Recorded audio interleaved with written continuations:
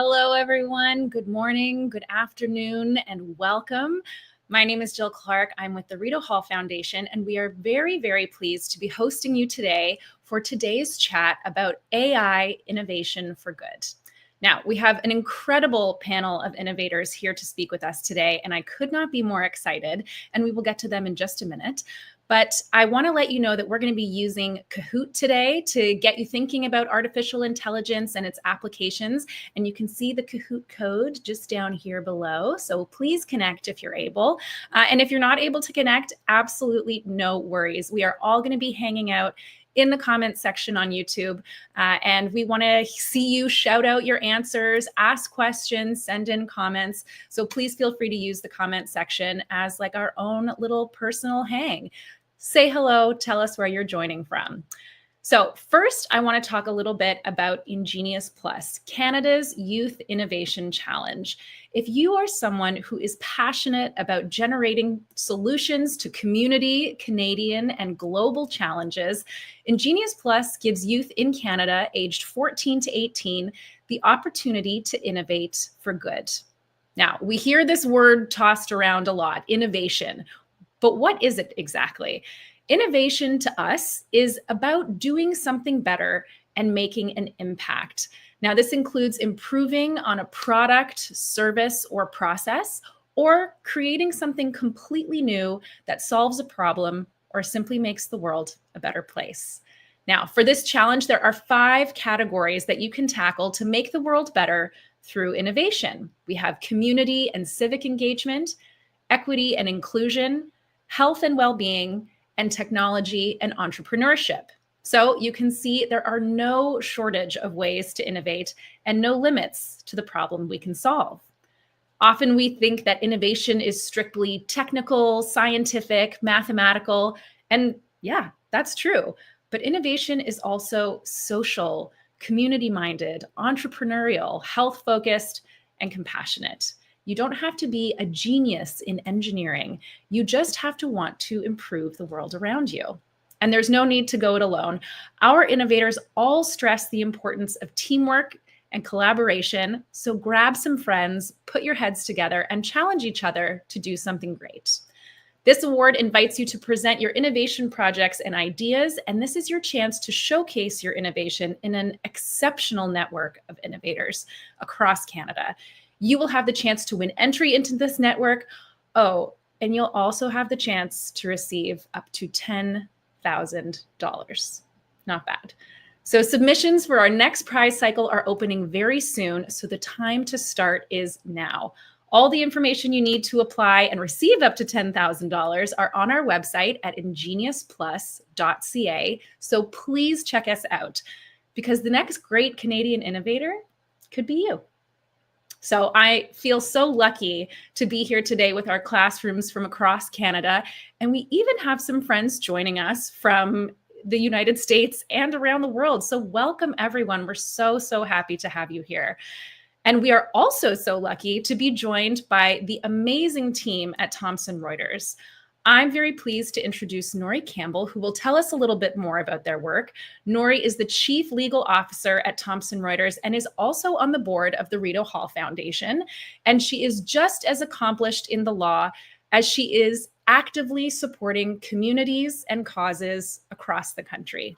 Welcome, Nori. Well, hi, Jill. Thank you for that amazing introduction of Ingenious Plus. I'm very happy to be here and very happy to get this chance to meet all of our participants. I just wanted to say, I think people talk about innovation happening in collisions, and I'm having a collision moment at this point because, as Jill mentioned, I'm very fortunate to be a director on the Rito Hall Foundation that sponsors Ingenious Plus. And I'm very happy to be an executive at Thomson Reuters. So I'm just going to tell you just a tiny bit about that and then get the floor handed over to the main event. So Rito Hall Foundation, our board that I'm a part of, what we are working on is trying to build a better, kinder, more hopeful Canada. Like, what sounds better than that? I just think that is such an inspiring mission and an absolute gem. Something we all just love is the Ingenious Plus work that Jill just did a great job of describing. And then in my day job, I am the chief legal officer, so the head lawyer at Thomson Reuters. And there I get the chance to work with the people that you're going to meet. The reason I joined Thomson Reuters is we have what I think is a very inspiring purpose. We want to inform the way forward. Our CEO talks about how trust might be the existential crisis of our time, and that our work across all of our businesses, trying to make sure that professionals have the right information, that the news people receive is reliable, that we are helping to build the stronger institutions that make up the countries that we live, whether that's legal, my own personal area, access to justice, many important pieces on people having confidence in the judicial system, all the way through to the work that we do with accountants and tax advisors, which make sure that people can trust the markets. And then, of course, our important position with Reuters, a global news organization.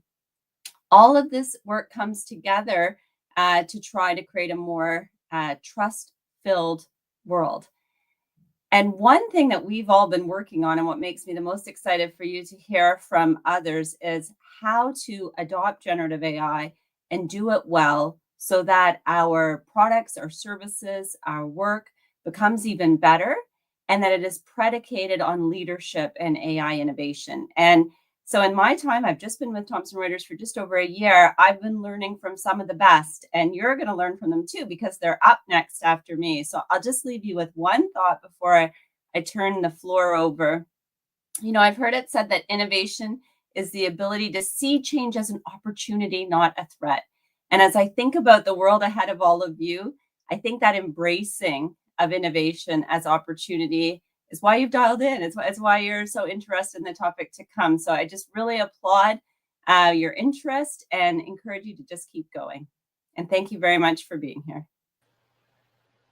Thank you so much, Nori, and thank you for being with us. We are so appreciative of all the work that you're doing at the Rideau Hall Foundation. And I love those words about seeing change as an opportunity. And I'm really excited to introduce your team, because we're really lucky to have them with us as well. So let's get to it. Let's do it.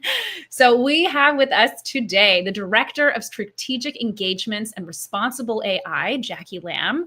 We have our lead for data and model ethics, Leah Strom, and the lead responsible AI partner, Lorena Almaraz de la Garza. Welcome, everybody. Hello, hello. I know you've got a great presentation for us today, so I am going to step back out of your way, and I'm so excited to hear what you have to share with us.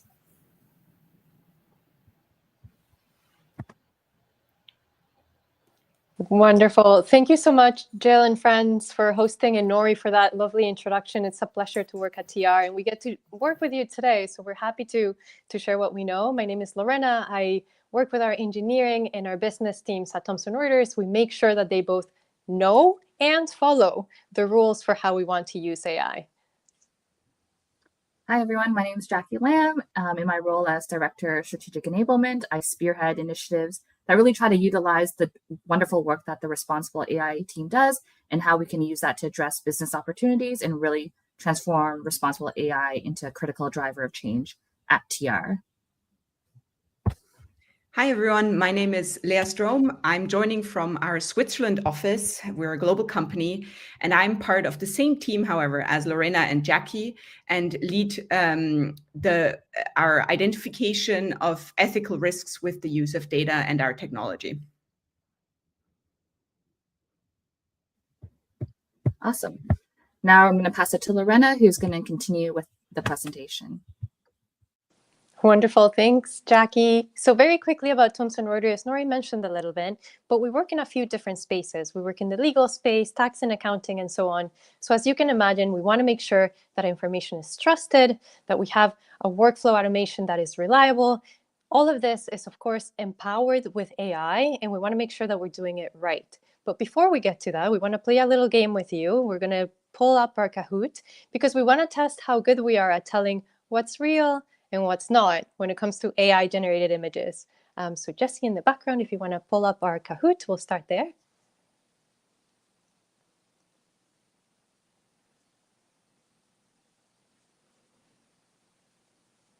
All right, so we see a couple people already joined. Thank you so much for that. Excellent.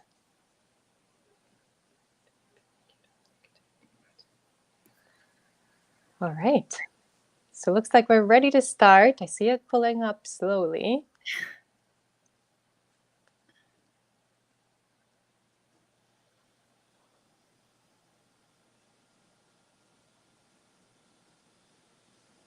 Okay, so we have this very exciting image of the Pope. You might have seen this on the news. It made the news. Why did it make the news? Because he was looking especially fashionable, because this was generated with AI. What, the photographer was famous. Why exactly was this out in the news everywhere? All right, so it seems like some people know this is fake. Correct. This is very much an AI generated image. Great job to our genius duck, doing great. Curious to see what you think about the next ones. Let's give it a shot again. Also a very famous photo. Is it because of the same reason? Is it generated? Is it real? Let's try to engage our critical thinking. Where would this have happened if it was real? Why would it be generated if it was fake?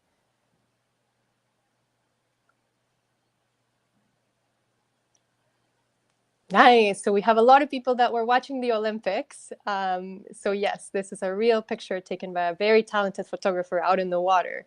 So sometimes we have to think about the context. Where would this have happened if it was real? What would be the purpose of an image like this? Now we have two more, and now Arctic Horse is taking the lead.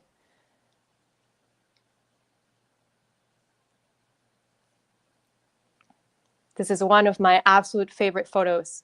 Is it real? Is it fake? There's a lot of flowers. Where would I see so many flowers? How can that dog be so cute? What do we think? Is it real? Is it fake? So it's starting to get a little harder. So this is a photographer for Reuters, Pavel Mikhayev. He took that picture. That's real. This was actually in Kazakhstan. One of my favorite photos. It's my desktop background. But it's real. So you see, it gets a little bit harder to tell when things are real or fake. And now our last photo, the always gorgeous Katy Perry, beautiful gown, lots of photographers in the background. This looks a lot like the Met Gala, but is it real? Is it fake? How can we know? All right, it's fake. And a lot of people know because it became famous, because even her mom messaged her to say, you looked beautiful. And she was like, Mom, I wasn't there. It's fake. But it's harder to tell. And what we do is we engage our polite dog. Yay. Congrats, polite dog and genius duck. All right, drum roll for Arctic Horse. Excellent. Arctic Horse, you get a badge for critical thinker. You're able to assess whether the information you're seeing is true or false, but not everyone engages their critical thinking. Critical thinking means thinking about our context. Where are things coming from? Why are they there? Not everyone does that when it comes to AI. So first, I want to talk to you quickly about irresponsible AI. We've seen a lot of headlines in the last couple of years about AI that is used improperly or in a way that actually furthers some of the things that we don't want to see in the world. Now, what we see here is not the entire story. If we go to the next slide, though, I want to show you a little bit about the data. We're data people, after all. Irresponsible AI causes real issues, right? There's things like algorithmic bias, misinformation, digital divide, maybe the loss of privacy. It doesn't affect everyone in the same way. We have a graph here from the AI incident database that I recommend you check out if you're curious. But the key thing here is that race, sex, religion, age are some of the indicators that actually mean that the impact of how AI is sometimes irresponsible is not equal. That means that we have to care and we have to be engaged. Let's go to the next slide.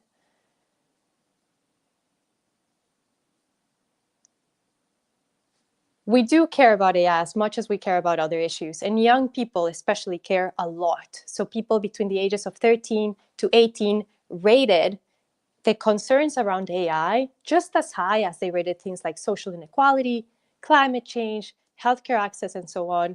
And not only do we care, but we also want to see laws and rules put in place to protect us from AI uses. I don't know if you remember, but a couple of months ago, we had Taylor Swift be very vocal about why we don't want deepfakes anymore. And she's being paid attention to, of course, we all are. Now we're having AI laws that are slowly coming up around the world that protect us, artists' voices and image, to make sure that this is no longer the case. We don't want more deepfakes. But AI is a lot more than that. We don't have enough time, sadly, today to talk about what AI is exactly, but what we want to take away from this is that AI is a set of tools and techniques. The way I think about it is really fancy math. It's statistics that's applied to mimic human abilities, things like vision, reading, logical reasoning, and more. Now, with those techniques, what we can do is apply them to solve problems across a range of areas like sustainability, entertainment, engineering, and a lot more. Now, with this, we can use AI for good. Here, we just highlighted 4 quick examples for you to get curious about what kind of things already exist. The first one here is a Gina Davis inclusion quotient, which is specifically about making sure that women are represented in movies and in theater. The second one, Pause, is about helping rangers predict where poachers might be endangering rhinos or elephants. The third one is about predicting floods so that people can be prepared when a flood is about to happen. And then the last one is about revitalizing indigenous languages in North America, making sure that they're preserved using AI and some other technologies. Those are all really high level, really, we have a lot of technical people, big teams working on them. You don't need a team to start working on AI for good. If you have a computer, you can start today. I wanted to share these 2 examples that I did in school when I was in school with a few friends, because it's as easy as finding a library that already helps you build an AI model.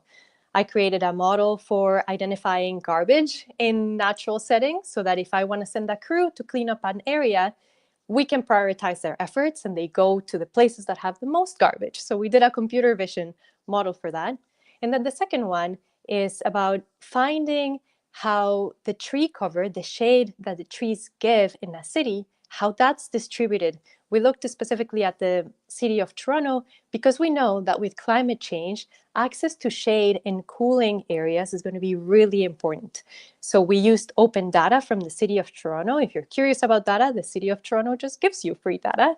And we looked at certain demographic characteristics from neighborhoods in Toronto to see how equitably or not equitably that was distributed. So with that, I hope you'll think about what you can do with AI and get excited, get curious, but make sure that you do it responsibly. Now, to learn about what responsible AI looks like, let's pass it on to Leah, who's going to tell us a little bit about what each of these terms mean and how to apply them. Thank you so much for Lorena for this excellent lay of the land of what AI can be good for, but also different ways that AI can cause harm to people, to societies, the environment. And I'll be speaking a little bit in the next couple of minutes around what we mean when we speak about responsible AI, but also what we're doing at Thomson Reuters to ensure that the way we are building AI technology and using AI is responsible. First of all, I'll introduce a couple of concepts that we're seeing here on the slide, and they're very closely related, sometimes used interchangeably, but actually have small differences, at least the way we are understanding them here at Thomson Reuters. Starting with AI ethics. AI ethics most of the time refers to sort of the values, the fundamental rights, the principles and morals that we want to embed in AI technology. And these values can be things like privacy, ensuring people have their personal information protected, values like fairness, ensuring that people are treated equally and fairly through AI technology, and ensuring also that nobody would be discriminated through the use of AI technology. Or things like transparency, making sure that we have enough relevant stakeholders have access to information of how AI was built, what type of data it has been used to train it, etc. So AI ethics is really sort of the fundamental values that sort of guide the development of this technology. AI governance, on the other hand, talks more about the frameworks, the policies, and regulations that guide the development of AI.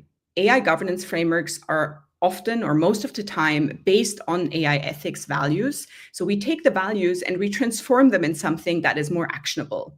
We transform them in laws where we say certain types of AI systems need to be checked for fairness, so need to be checked that they're not discriminating against anyone. So that is sort of taking the value of fairness and transforming it into a role that we're establishing and we're applying to the development of AI. AI governance is also a lot about the roles and responsibilities that all the actors that are involved in AI development, but also in the use of AI have. And finally, responsible AI is a sort of umbrella term that speaks about the practice of designing, building, and deploying AI in a way that maximizes benefits for society, for individuals, and minimizes risk and harm. When we speak about responsible AI, we really speak about a mindset that we're applying at Thomson Reuters to ensure that the way that technology is being developed within the company, but also how we're using technology that might be developed outside of our company, is responsible. If we move to the next slide, we have sort of a simplified way of speaking about these concepts. Jackie, I think you... Perfect. Thank you so much. Which is to say that if AI innovation is the name of the game and it's why you are all here today, then good sportsmanship reflects ethics, reflects AI ethics. The rules of the game are captured in AI governance, and the end goal is responsible AI. And we all have a role to play here. At Thomson Reuters, we follow sort of the same structure. On one hand, we have our own data and AI ethics principles. These are a public commitment that Thomson Reuters has made a couple of years ago and said, whenever we are using data or building or using AI technology, we want to follow the following principles here. I'm not going to speak about all of them in detail, but you'll see that there is some of the values I mentioned previously that they're reflected here, such as fairness, privacy, and also accountability and transparency. So Thomson Reuters as a company has really committed itself to sort of embed these values in the development of AI technology and the use of data. If we now move from the values to our governance framework, I'll speak a little bit about how we are transforming and making these values operational and how we're embedding them in the way that we're building AI technology within the company. So on one hand, we have, based on sort of a lot of academic research out there, some of the experiences that Lorena showed before, some of the harms that have already manifested in the world with the use of AI, we have set out to capture or understand what are the risks of building this technology and have created a sort of repository of many different AI risks. Some of them are related more to some of these ethical values, but others are also risks to the company because AI obviously is an opportunity for us to embed it in our products, but it also carries risks related, for example, to data security. We also have then created a wide range of policies and standards. So these are kind of our internal rule books that we expect all people, all internal employees that are building this technology and using it to follow. These rules are basically pieces of paper, so that's not enough. We also need ways that we can make them practical and really embed them in the way that these teams are working across the company. And so we have templates, we have tools, we have processes that we expect all AI development at Thomson Reuters to follow. And finally, we obviously need to train our AI developers, our engineers, and also other stakeholders around these rules, around these tools that we've built. So we spend quite a lot of time to train and upskill our internal colleagues. On the next slide, there is a more practical example of what that means. So on one hand, we have created an internal repository where every AI use case, so that means every project, basically, if it's in a Thomson Reuters product or if it's used for internal cases, is registered. And we really manage, based on that, to keep track of how the technology has been developed and if it has followed our own rules. We also have standards and tools in place to ensure that only the relevant people have access to the data that's been used to develop AI systems, but also to the systems themselves, that the data we're using to train these AI models is of appropriate quality. And we have, for example, a template of how we want every AI system to be documented so that we can ensure transparency about the technology and about our specific products. And with that, I'm wrapping up this little overview, which is a bit more theoretical of how we're doing responsible AI at Thomson Reuters. And I'll hand it to Jackie, who will talk a little bit about more concrete examples and then start asking you to also become our advisors when it comes to responsible AI. Thanks, Leah. So now that you've heard a bit about, some responsible AI concepts, and Leah shared some TR's principles around data and AI ethics, we really want you to apply those to how you would use that in the real world. So first, let's start with an example. At Reuters News, we provide media organizations with video footage of news events, and our team uses AI to edit footages and also automatically identify speakers and transcribe speech to text. To ensure that there are no biases, we've tested our AI system for gender and racial bias by running a set of selected test images against it. And we did not detect any difference in how well the system performed for both different genders and races. So now that's one example. So if you were to be hired as responsible AI consultants for TR for two of our business segments, news and media and legal professionals, what are some of the concerns and AI risks that you would want to consider? And what type of mitigation strategies would you advise on? We want you to discuss within your classrooms and think about, all the different AI ethics principles that Leah and Lorena shared, and really think about how you can make a difference in how we operate in these two fields. So now please take the time to do a quick discussion within your groups, and we welcome everyone to share within the platform. Yeah, this is so interesting. I feel like when I think about AI and I think about kind of the way that it's creeping into our everyday lives, I know that we're sort of living in a world now where you have to use the internet for everything. If you want to sign up for something, if you want access to something, if you want to pay for something or buy something, everybody has to use their phone or their computer in order to do that. So it makes me think a lot about people who maybe aren't as internet literate or savvy. I know that, for a lot of young people, it's sort of second nature now, but I know that there are older people or people who haven't really grown up in an internet culture who can be made really vulnerable by something like AI that's being used improperly. So I would think about like the issues of misinformation and deep fakes and loss of privacy as, kind of tools that are being used to make people vulnerable or take advantage of people who aren't necessarily able to discern, real from fakes, or, people who want to use their personal information for nefarious purposes. Is that is that something that feels common? And I see that some of the feedback from some of the classrooms are similar to what you were saying, Jill. Fake news, how do we ensure that it's real? How do we ensure that there's transparency in kind of the tools that we're using? And so I think how we address some of those potential AI risks is to consider potential mitigation strategies.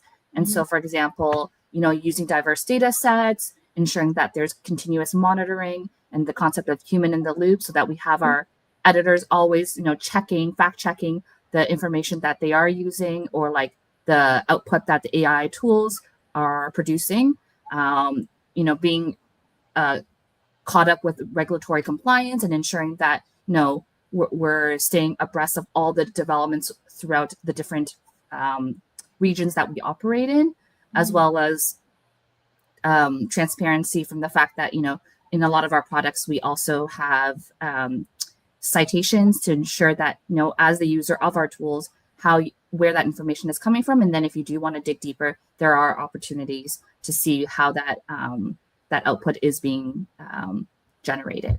And so I think we've got some really, really great feedback from the different classrooms.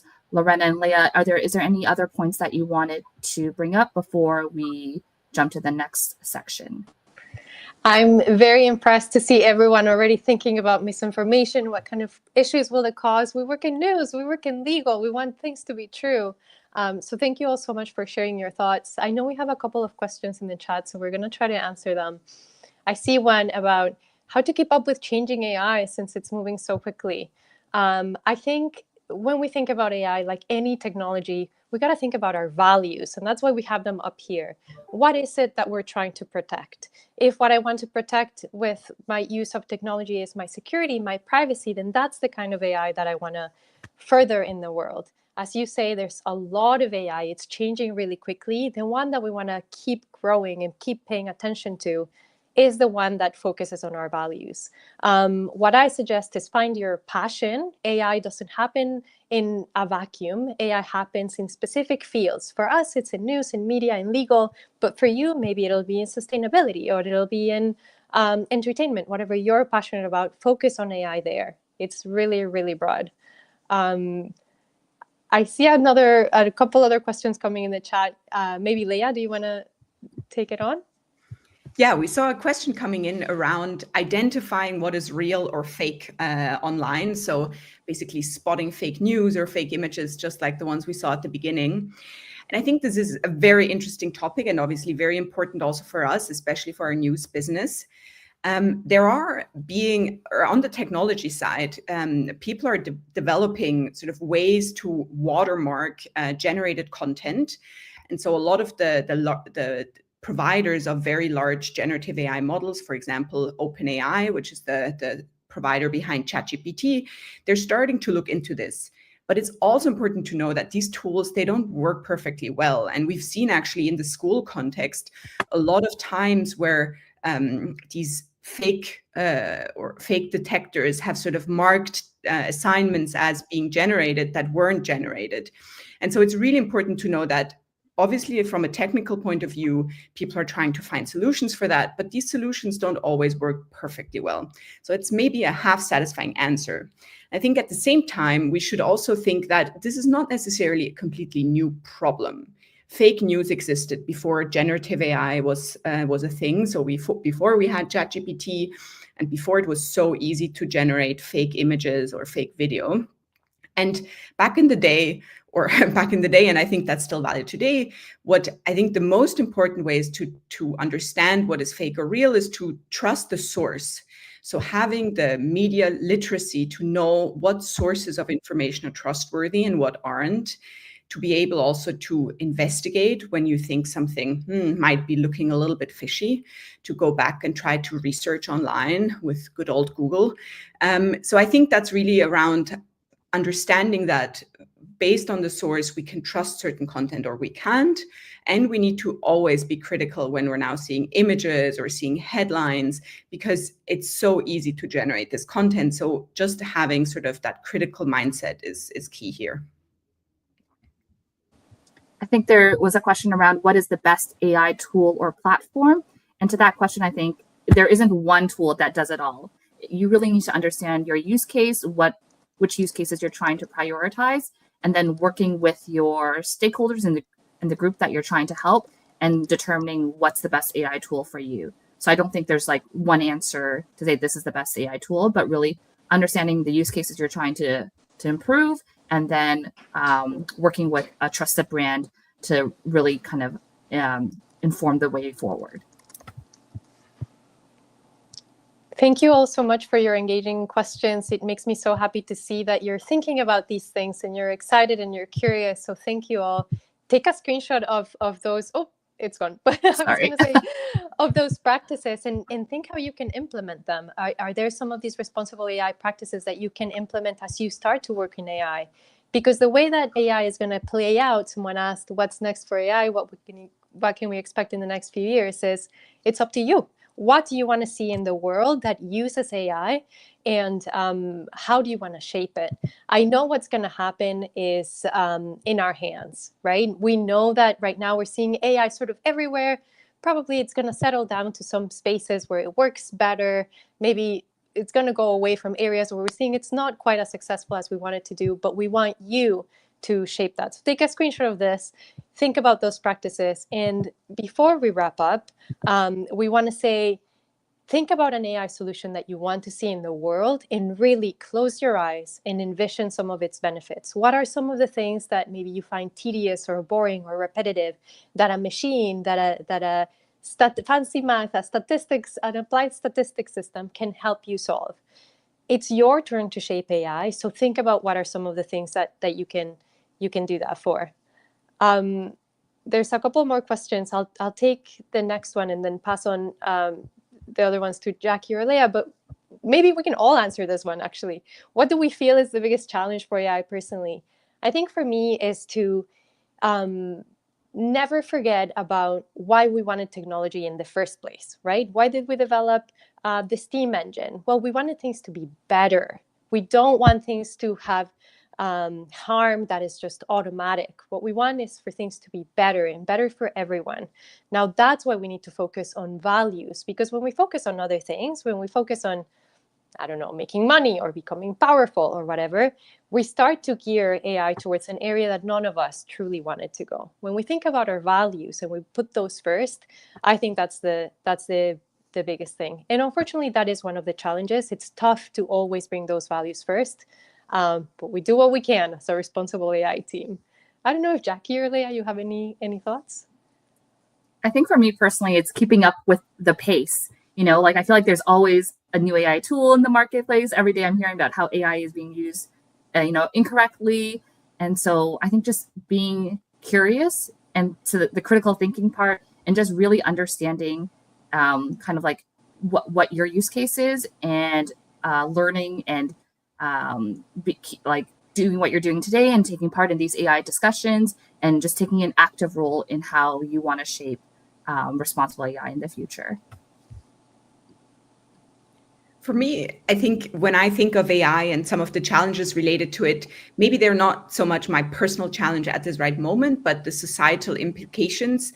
Then I really think a lot about sort of how we're, what our common understanding of sort of the world and what is real is, and how it's sort of changing more and more through the availability of this technology, how we're actually communicating with each other. And that, I think, in a way, that's a risk. So the fake news and the impact on democracy, but it's also an opportunity, because I feel like because AI is making it so easy to communicate in writing, but also not necessarily communicate in the most meaningful way in writing, because I can just write an email or a message just by clicking basically a couple of buttons now. I think the personal connection will be more and more important. And so I see that through this technology, I think personal connections that might not be moderated by AI at all will become more important. That's sort of what's also making me hopeful. This is so incredible. I'm so just trying to take all of it in. I think too, there's like an important piece here now that we're learning so much about AI, and you guys have done such a great job of teaching me and all of our viewers about it. I think it's important too that we become ambassadors for responsible AI and thinking critically. It might be something that's easy for us to understand, but there are lots of people, as I said, who are maybe not as savvy or not as informed, who will need to know these things. I know that Canada is about to have a federal election in the upcoming year. It's going to be really important that we're getting, true facts and not being, misinformed or disinformed by AI. So I want to encourage everybody as well to take everything that we're learning here today and talk about it to your parents, to your grandparents, to your communities that you're involved in, that responsible AI is possible, and here are ways to kind of think critically and be actively involved in, as you say, being consultants for, the future of AI. I think that's so great. Thank you everyone so much for your time, for your generosity, for sharing all of this with us. Again, thank you so much to our classrooms for joining us as well. This is such an important conversation, and we're so happy that so many classrooms wanted to participate in this chat today and become better and more informed citizens of the world. So I want to thank the Thomson Reuters team, to Jackie and to Leah and Lorena for being with us. I want to thank Nori Campbell as well for her words of welcome. And again, you can check us out, ingeniusplus.ca, to see all of the great innovation work that is being done by young people across Canada.